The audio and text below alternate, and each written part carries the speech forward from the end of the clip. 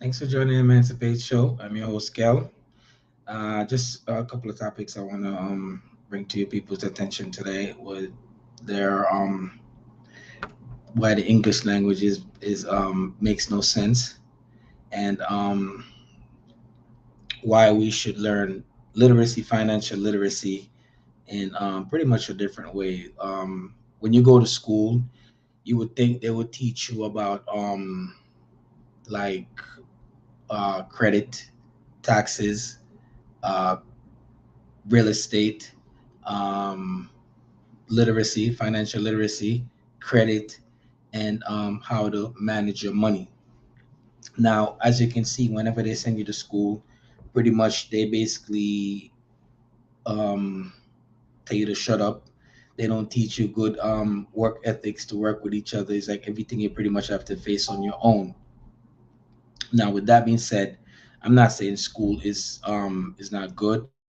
It's just they just basically teach you. Sometimes like myself here, like when I go to school, I never felt like school was for me because I felt like I know more than I'm supposed to typically know when it comes towards going to school. So I never actually finished up, and I think college is another ripoff.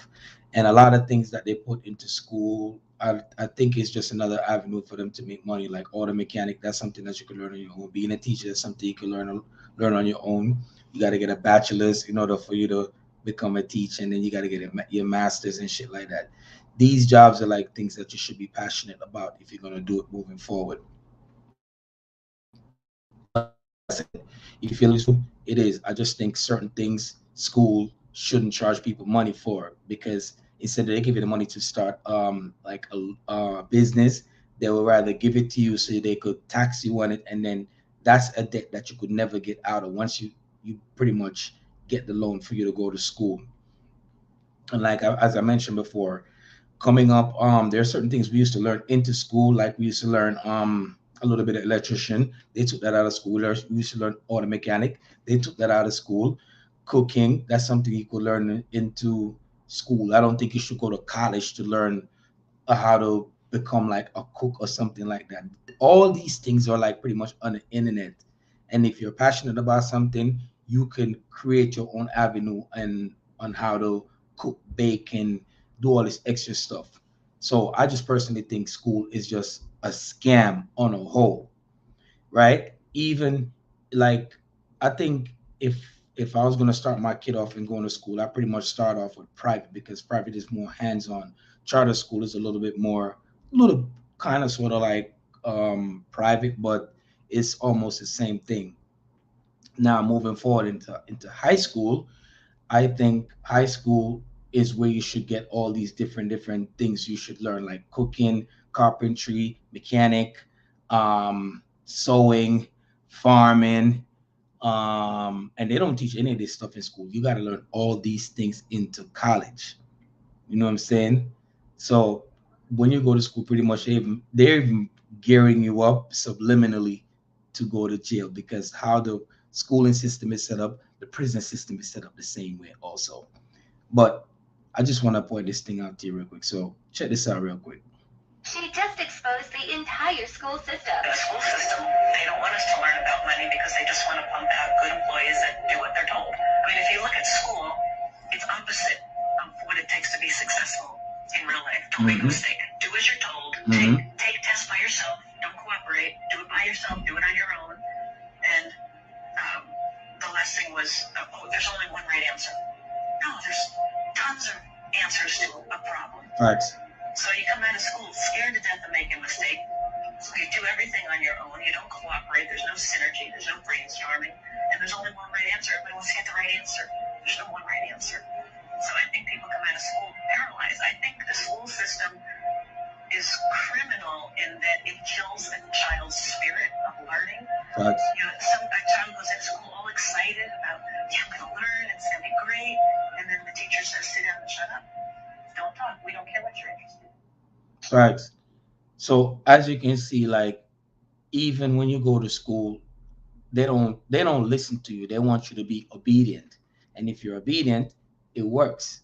You know what I'm saying? It's like they're programming you to become better workers. They never say, "Oh, if you could become an entrepreneur. They never teach you stuff like that in school. They're just gearing you up how to work and become a part of the system that they create. But I'm not gonna go off too much into that, whatever. The next topic I want to talk about is well, as you can see, look at the prison system, right? Look at the cafeteria. Wait, I'm not showing my image. Let me show you my image real quick. My bad. I'm gonna share my screen. Share entire screen. Okay. So look at the cafeteria, right? This is the cafeteria. And I don't know why they got black people up here as prisoners. That shit just don't make no sense to me. Anyway, this is jail, right? And this this is the cafeteria for a jail system. You see how it's set up the same way?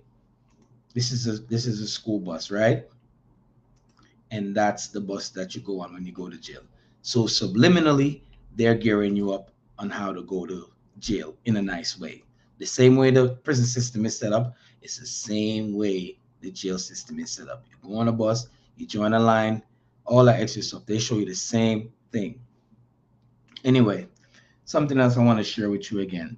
Um, Let's face it, English is a stupid language because if we examine the paradoxes, we find that there's no egg in eggplant, no ham in hamburger, there's no pine or apple in pineapple. English muffins were not invented in England. French fries were not invented in France. Quicksand takes you down slowly. Boxing rings are square. A guinea pig is neither from Guinea or a pig. If writers write, how come fingers don't think? If the teachers taught, why didn't the preacher prompt? If the plural of tooth is teeth, why isn't the plural of phone booth phone beak? If a vegetarian eats vegetables, what the hell does a humanitarian eat? Why do we recite at a play at a recital? Park on driveways and drive on parkways. A house is burning up as it burns down, and you fill out a form by filling it in.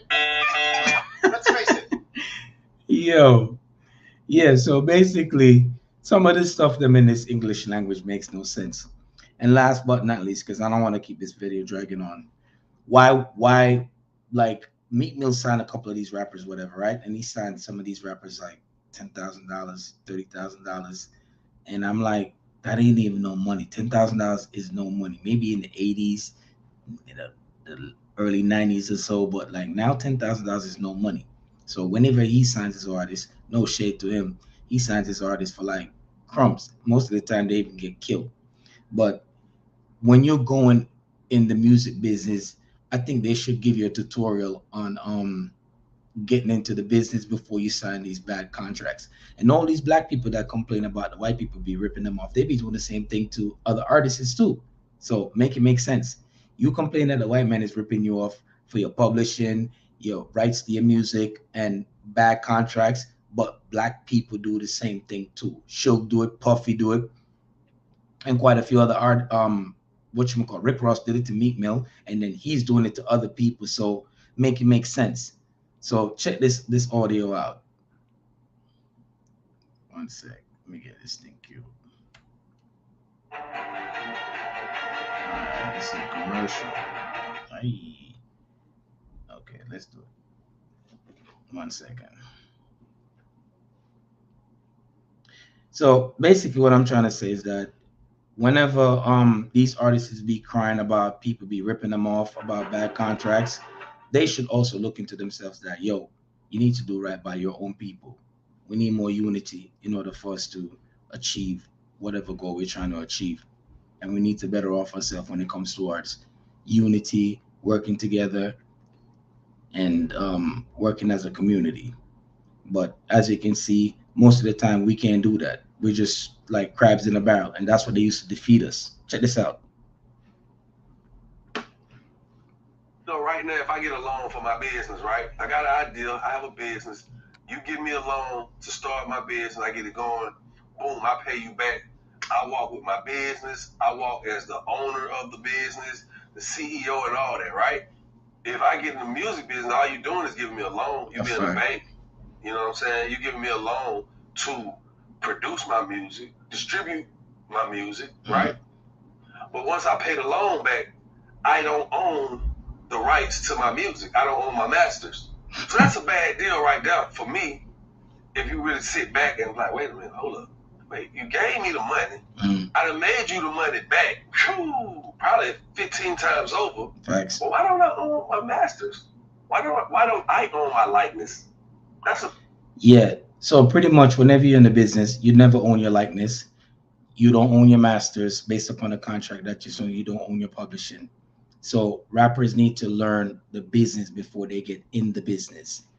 Feel me? That's the only way you're gonna understand the business. So before you put your name on that dotted line, just know the contract that you're signing is pretty much a loan that you're gonna take out. You're borrowing against yourself because everything is gonna come out of your budget. The video, the chicks, the chain, the house you're gonna buy, the cars you're gonna buy, and every time you get an advance is money that the music got to pay off. I look at rap as real estate. When you go around, go on the I mean, as monopoly should say. When you go around, go for like when you get the $2,000, that's like your signing bonus. Your time in the rap game is what you do with your real estate that you buy. So like when you land on a property, if you buy that, if you buy any kind of property or anything else so that you gain income off of, that's you creating real estate. As you can see, 50 is successful. Jay-Z is successful. These are people that went around the board, learned the game, and they gained real estate in it. Michael Jackson had real estate in the business, but what happened? What they did with him, he owned rights to the Beatles. He owned rights to Elvis Presley and a couple other people. I think Jimi Hendrix. And what they did, they take him out. Prince got his masters back in his publishing. And what they did, they take him out. So we're pretty much not able to own anything for ourselves because they want you to continue on to being good workers, good workers, good workers. And what good workers do, keep on working. The best kind of slavery is the one that we're in right now in this particular system. The ones where we were getting beaten, that one is the worst, is the whack one. The best slavery is now. We're programmed. Get up, work, get up, go to work, come home. Get up, go to school, come home. That's the best kind of slavery to keep people in. So we're programmed. If you notice how they put all these different programs on TV, they know when people are at home, they know peak time, off time, and morning time. So as you can see, we are in a system that's being controlled by these people. And if it's being controlled and manipulated by these people, they can turn it to their likely. And remember, last but not least, whenever people tell you history in school, history is not history. History is his story. Get it? History is not history. Is his story. Is based upon the narrator of what the person is telling you. Something that they don't teach you in school. So thanks again for joining the Emancipate Show. I hope all the information that I drop here will be of good use to you people. Thanks again for sharing, like, and tuning in. Again, learn about your history. Don't take it everything for face value. All right. Anyway, over and out. And thanks again for joining.